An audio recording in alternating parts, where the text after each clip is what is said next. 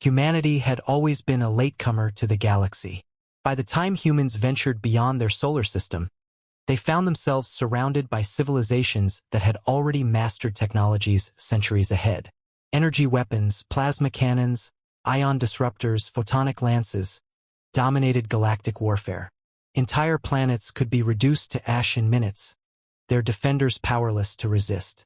It was an era of unimaginable destruction, and humanity stood at the bottom of the pecking order, trying desperately to catch up.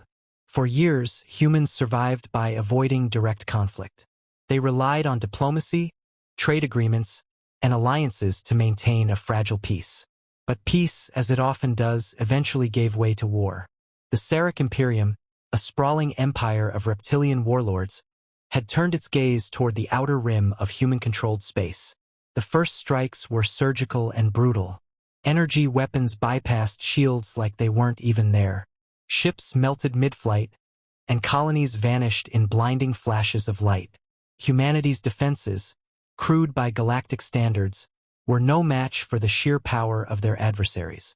The Galactic Council, a loose federation of powerful alien species, offered no aid. Why should they? To them, humanity was just another upstart species struggling to survive in a universe that had already moved on. Some even saw the Sarrak invasion as a convenient solution to a potential competitor. Others watched with morbid curiosity, eager to see how long the humans would last before capitulating. Predictions were grim. On Earth, the mood was tense. News broadcasts showed images of decimated fleets and burning colonies. Families mourned the loss of loved ones, while governments scrambled to find a solution. In military command centers, grim-faced generals reviewed battle footage, searching for any weakness in the Sarrak arsenal. There were none. The plasma weapons of the Imperium were simply too advanced, too destructive. Yet, amidst the despair, there was determination.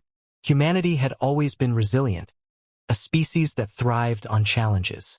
"We don't give up," General Karev had said during a broadcast that went viral across the system. "We find a way." Those words became a rallying cry, repeated in every corner of human space. The call for innovation was answered in an unassuming research facility hidden beneath the surface of Mars. The facility, known officially as R&D Station Theta 9, had long been a hub for experimental technologies.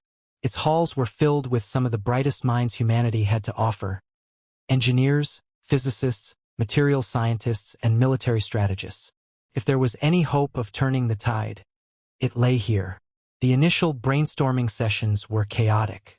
Ideas ranged from absurd to downright impossible. Gravitational distorters, temporal shields, antimatter mines. But one idea stood out: a material capable of resisting energy attacks. It was a long shot, the kind of project that would either redefine warfare or end in abject failure. Still, it was better than nothing. The team began by analyzing the properties of existing materials. They studied how various metals, ceramics, and composites reacted under intense energy bombardment. Most melted or disintegrated within seconds. But there were anomalies, small, fleeting moments where certain combinations seemed to resist longer than expected. These anomalies became the foundation of their work. Progress was painfully slow. Each failed experiment was a reminder of how far behind humanity was. Resources were limited, and the constant threat of another Sarrak assault loomed over their efforts. To make matters worse, not all of humanity shared the same vision. Politicians debated whether continued resistance was even worth it.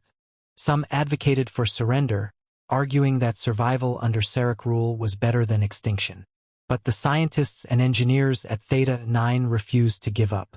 They worked long hours, driven by the knowledge that their success or failure would determine the fate of their species. Labs buzzed with activity as tests were conducted around the clock. Every breakthrough, no matter how small, was celebrated.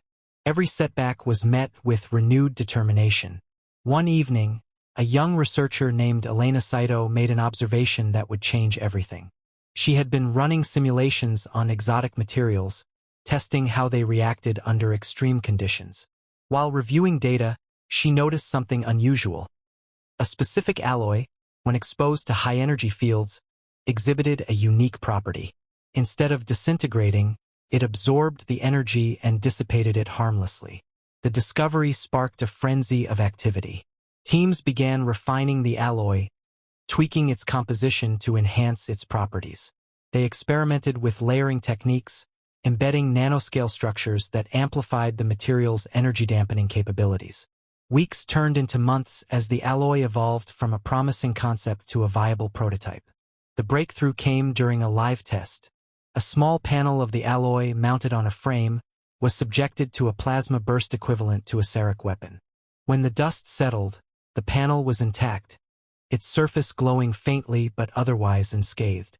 The room erupted in cheers. For the first time, it felt like humanity had a fighting chance. Word of the alloy's success spread quickly, though its details remained classified. The material, later named Egysium, was a marvel of engineering. It was lightweight, durable, and most importantly, impervious to energy-based attacks. Plans were immediately set in motion to integrate it into humanity's defenses. But as the project gained momentum, new challenges arose. Producing Egysium on a large scale required resources that humanity could scarcely afford. Mining operations were expanded to gather the necessary elements, and manufacturing facilities were repurposed to focus solely on the new material. The process was grueling, but failure was not an option. Meanwhile, the Sarrak continued their advance, oblivious to the storm brewing within human space. Their overconfidence would prove to be their undoing. The researchers at R&D Station Theta 9 were riding on the high of their initial breakthrough, but they knew this was only the beginning. Creating a prototype alloy that could withstand energy blasts was one thing. Turning it into a functional material for widespread use in warfare was another. The weight of responsibility bore down on every member of the team as they moved into the next phase. Every decision, every test, every adjustment was under scrutiny. Mistakes were inevitable, but they couldn't afford failure. Elena Saito, now leading the material development team, found herself at the center of the project. The initial alloy, promising as it was, lacked stability under sustained energy exposure. It absorbed energy in bursts but degraded after prolonged attacks. The team had to develop a version that was not only durable but could self-repair and maintain its properties in the harshest conditions. The stakes couldn't have been higher. Each delay risked more lives as the Sarrak Imperium continued its relentless march toward Earth. Collaboration became key. Metallurgists worked alongside quantum physicists to refine the molecular structure of the alloy. Advanced AI simulations ran around the clock, testing millions of variations in theoretical scenarios. Engineers built new machinery to manipulate and forge the alloy at atomic levels, pushing human technology to its limits. The facility hummed with a mix of determination and desperation, each person aware of the clock ticking down on humanity's survival. After weeks of sleepless nights and mounting pressure, the team found a solution. By combining the original alloy with trace amounts of rare isotopes, they created a new version of the material that could not only absorb energy, but redirect it into harmless kinetic vibrations. This new iteration showed remarkable promise, but the challenge of scaling production remained. The isotopes required for its composition were rare and scattered across asteroid belts and distant planets. Mining operations were expanded to extract the necessary resources, often under dangerous conditions. Every shipment that arrived at Theta 9 was treated like a lifeline. With the new material, now officially named Egysium, passing every lab test, the team began real-world experiments. The first application was on small combat drones. When equipped with Egysium armor, the drones withstood attacks from plasma weapons that had previously melted through standard alloys. Encouraged by these results, the team moved on to larger-scale tests. Tanks, infantry armor, and even starship plating were retrofitted with Egysium prototypes. Each successful test reinforced their belief that this material could change the course of the war. But as progress accelerated, so did the risks. Rumors of humanity's new weapon began to circulate within the galactic community. Espionage became a constant threat. Several attempts were made by alien operatives to infiltrate Theta 9, leading to heightened security measures. One particularly close call involved a spy who had disguised themselves as a low-level technician. They nearly succeeded in smuggling out data before being apprehended. This incident rattled the team, but it also strengthened their resolve. The leadership at Theta 9 recognized that time was no longer on their side. If word of Aegisium reached the Sarrak, humanity might face a preemptive strike. The decision was made to expedite the deployment phase, even if it meant cutting corners in testing. It was a gamble, but one the team was willing to take. Every setback became a lesson, and every success a beacon of hope. As humanity's military began integrating Aegisium into its defenses, doubts still lingered among the higher ranks. Generals and admirals questioned whether the material could truly hold up under the strain of a full-scale war. Some worried about the reliance on such a singular innovation. What if the Sarrak found a way to counter it? What if it failed when humanity needed it most? These questions weighed heavily on the scientists and engineers who had poured their lives into the project. The first real test came in the form of an unplanned incident. During transport to a frontline colony, a shipment of Aegisium armored vehicles was ambushed by a Sarrak raiding party. The convoy was vastly outnumbered, and defeat seemed inevitable. But when the Sarrak opened fire, their plasma blasts were absorbed harmlessly by the Aegisium plating. Soldiers in the convoy fought back with renewed vigor, eventually driving off the attackers. It was a small victory, but one that sent ripples through human space. Reports of the incident spread quickly, inspiring hope in a population that had grown accustomed to defeat. This success emboldened the team at Theta 9 to push the boundaries even further. They began exploring secondary applications of Aegisium, such as energy redirection systems and adaptive shielding. The material's versatility opened up possibilities that had never been imagined. Discussions shifted from survival to strategy, from defense to offense. For the first time, humanity wasn't just reacting to the enemy's moves. They were preparing to take the fight to them. But the work was far from over. Scaling production to equip an entire fleet remained a monumental task. Factories were repurposed, and new production facilities were hastily constructed. The process was fraught with complications, from technical malfunctions to resource shortages. Yet the momentum was undeniable. Humanity was no longer a helpless prey species. With Aegisium, they had the means to level the playing field. By the time the first Aegisium-clad warship rolled out of the shipyards, the mood among the military had shifted. What had once been a sense of desperation was now cautious optimism. Soldiers and engineers alike marveled at the ship's sleek, shimmering armor, its surface reflecting light in strange, almost hypnotic patterns. Felt indestructible, invincible. For the first time in years, humanity dared to hope for victory. The Sarrak, still unaware of the technological revolution unfolding within human space, continued their advance. Their arrogance would be their downfall. The first real test of Aegisium's effectiveness on a large scale came sooner than anyone anticipated. The Sarrak fleet, confident in their technological superiority, launched an assault on a critical human colony, Helios 4. Located near a resource-rich asteroid field, Helios 4 was a prime target, and its loss would cripple humanity's supply chain. The colony's defenses were minimal, and the fleet station nearby was nothing more than a patchwork collection of outdated ships. It seemed like an inevitable massacre, one the Sarrak planned to use as a demonstration of their overwhelming power. What they didn't know was that the ships stationed at Helios 4 were among the first to be retrofitted with Aegisium plating. The engineers had worked tirelessly to prepare the fleet, and while not every ship was fully equipped, enough had been upgraded to make a difference. The crews aboard these ships had undergone crash courses in operating with the new technology, their initial skepticism giving way to cautious optimism. As the Sarrak fleet approached, the human defenders readied themselves for what they expected to be a desperate fight. The Sarrak opened with their standard tactic, a barrage of concentrated plasma fire aimed at overwhelming the colony's defenses before moving in for the kill. For a moment, everything seemed to unfold as expected. Blinding beams of energy lit up the void, streaking toward the human fleet.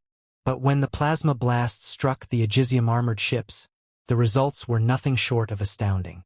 Instead of tearing through the hulls, the energy dissipated harmlessly across the ship's surfaces. The Aegisium absorbed the immense heat and redirected it into harmless vibrations, leaving the vessels completely intact. The Sarrak hesitated, confused by the lack of destruction. For a race that had dominated through sheer firepower, this moment of uncertainty was unprecedented. The human fleet seized the opportunity. Using the time bought by the Sarrak's hesitation, they launched a coordinated counterattack. Missiles, railguns, and kinetic weapons hammered the Sarrak ships, exploiting weaknesses that had been studied and documented over years of observation. For the first time, the Sarrak were on the receiving end of an effective assault. Their ships, designed with energy-based combat in mind, were ill-equipped to handle the relentless onslaught of physical projectiles. The battle was fierce and chaotic, but the tide had shifted. The human fleet, buoyed by the realization that they could withstand the Sarrak's might, fought with a determination that bordered on ferocity. Every ship that fell was a reminder of what was at stake, but every Sarrak vessel destroyed was a symbol of humanity's resilience. Word of the battle's outcome spread quickly. Against all odds, the defenders of Helios had not only repelled the Sarrak but inflicted significant losses on their fleet. For humanity, this was more than just a victory, it was proof that they could fight back. The psychological impact was immeasurable. Colonists, soldiers, and civilians alike began to believe in the possibility of survival, even victory. Back on Earth and in the inner colonies, the success at Helios galvanized efforts to mass-produce Egysium. The victory had proven the material's effectiveness, but it also highlighted the need for rapid deployment. Factories worked around the clock, churning out Egysium plating for ships, vehicles, and personal armor. Recruitment surged as news of the victory inspired a new wave of volunteers eager to join the fight. Meanwhile, the Sarrak were reeling. Their intelligence reports had failed to predict the existence of Egysium, and their initial analysis of the material left them scrambling for answers. For a species accustomed to being the apex predator, the idea of a prey species turning the tables was both infuriating and unsettling. They began adapting their strategies, but their reliance on energy weapons left them with limited options. As humanity fortified its defenses and prepared for the next phase of the war, the Sarrak launched probing attacks to test the limits of Egysium. These skirmishes were smaller in scale but no less dangerous. In one such encounter, a Sarrak raiding party attempted to breach a supply convoy protected by Egysium-armored escorts. The convoy survived with minimal damage, further validating the material's effectiveness. Each victory, no matter how small, added to the growing momentum. Scientists at Theta 9 continued to refine Egysium, exploring ways to enhance its properties and reduce production costs. They worked on integrating the material into more advanced applications, such as energy-efficient shielding systems and adaptive armor that could dynamically respond to threats. Humanity was no longer just playing defense, they were innovating, evolving, and preparing to take the fight to the Sarrak on their own terms. The Sarrak's overconfidence had been their greatest weakness. For centuries, they had dominated through brute force, relying on their superior technology to crush any opposition. But Egysium had exposed the flaw in their strategy. They were unprepared for an enemy that could resist their primary weapons, and their inability to adapt quickly enough left them vulnerable. As the war dragged on, humanity began to shift its focus. No longer content with simply surviving, they started planning offensive operations. Reconnaissance missions gathered intelligence on Sarrak strongholds, and tactical teams prepared for strikes deep into enemy territory. The development of Egysium had done more than level the playing field. It had given humanity the confidence to dream of victory. The galaxy watched with bated breath as humanity, once dismissed as an insignificant newcomer, began to rise. Other species, initially skeptical of humanity's chances, started to take notice. Some even offered tentative alliances, seeing in humanity a potential counterbalance to the Sarrak's dominance. The balance of power in the galaxy was beginning to shift, and it all started with a single breakthrough, a material that could withstand the might of energy weapons and render them obsolete. For humanity, the road ahead was still fraught with danger. The Sarrak were a formidable enemy, and the war was far from over. But for the first time in living memory, the future seemed bright. Egysium had changed everything, not just for humanity, but for the galaxy as a whole. The battle for survival had become a battle for something greater, a chance to shape the galaxy on their own terms. The Sarrak response to humanity's unexpected resilience was both swift and brutal. Their leadership, realizing they could no longer rely on conventional tactics, initiated a campaign of psychological warfare. They broadcasted messages across human space, proclaiming the futility of resistance, mocking humanity's attempts to stand against them. They promised annihilation, not just for the fighters but for the entire species. For the Sarrak, this was more than a war. It was about reasserting their dominance in the galaxy. But humanity had changed. The victories enabled by Aegisium had ignited something that no threat or promise of destruction could extinguish: hope. For the first time, humans saw themselves not as a species struggling to survive but as one capable of thriving, even against the greatest odds. This new mindset permeated every aspect of human society. Scientists worked tirelessly to refine and expand upon the Aegisium breakthrough. Engineers devised more advanced weaponry and defenses, building on the material's unique properties. Soldiers trained harder, not out of desperation but with a growing confidence in their ability to protect their people. The human military, now bolstered by Aegisium's success, began executing a new strategy: hitting the Sarrak where it hurt. Using intelligence gathered from years of skirmishes and reconnaissance, they targeted key Sarrak supply lines and outposts. These attacks were precise, devastating, and entirely unexpected. The Sarrak, long accustomed to being the aggressors, found themselves on the defensive for the first time in centuries. One such mission became legendary. A fleet of Aegisium-armored human ships penetrated deep into Sarrak-controlled space to strike a heavily fortified weapons facility. The mission was perilous, with success far from guaranteed. Yet the Aegisium-clad fleet not only survived but destroyed the facility, crippling the Sarrak's ability to manufacture plasma-based weapons. This victory sent shockwaves through the Sarrak hierarchy. Their adversaries were no longer cowering in fear. They were fighting back with devastating effectiveness. The Sarrak began experimenting with countermeasures, desperate to find a way to neutralize Aegisium. They deployed new weapon systems, designed to bypass the material's energy-absorbing properties. Some of these weapons had limited success, but they were expensive to produce and difficult to deploy on a large scale. The Sarrak's technological dominance was no longer absolute, and their resources, once seemingly infinite, were beginning to stretch thin. Back on Earth and throughout human space, the tide of the war was changing the very fabric of society. The fear that had once gripped humanity was being replaced by determination. Propaganda no longer focused solely on survival but on unity, strength, and the promise of a brighter future. Stories of bravery and ingenuity spread like wildfire, inspiring not only soldiers but civilians as well. Every victory, every act of defiance against the Sarrak, became a symbol of what humanity could achieve when united. The growing momentum did not go unnoticed by other species in the galaxy. Some had long suffered under Sarrak oppression, their resistance crushed before it could gain traction.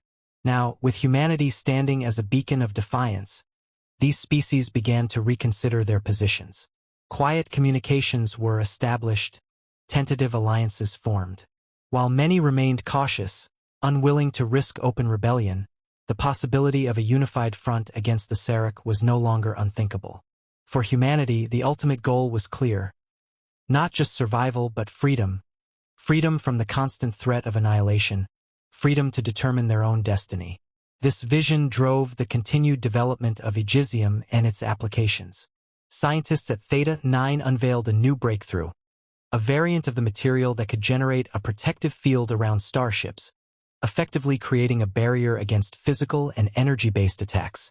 This innovation further cemented humanity's ability to not only defend but dominate in space combat. The Sarrak, faced with mounting losses and an increasingly emboldened enemy, were forced to regroup. Their leadership convened in secret, debating whether to escalate the war further or seek an alternative path. For a species that had never considered negotiation as an option, the very idea of treating humanity as an equal was unthinkable. Yet their options were dwindling. Every battle drained their resources, and every defeat chipped away at their aura of invincibility.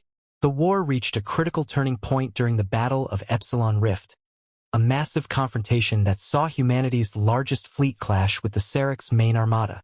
The battle was a test of everything humanity had achieved: the effectiveness of Aegisium, the strength of their new strategies, and their resolve as a species.